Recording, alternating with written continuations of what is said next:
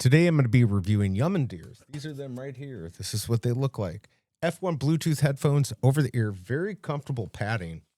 I don't know if you can see this, but the padding is absolutely very comfortable. What's also nice is it stores, it folds like this. So you can fold it up if you want to store it away, which is nice. Not all headphones have that. These aren't very expensive, so that's very nice. Very easy to pair. If you can see right here, I have it on right over here. You can power it on. You got volume control on this side right here. So all the buttons are on the headphone. Not very heavy. Not very heavy at all. 5.1 wireless Bluetooth.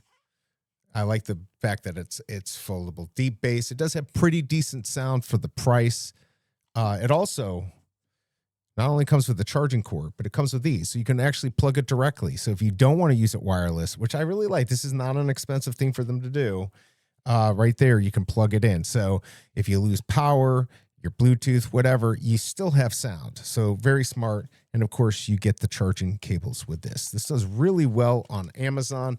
3,000 of these were bought last month, October 2025. It gets 4.4 stars.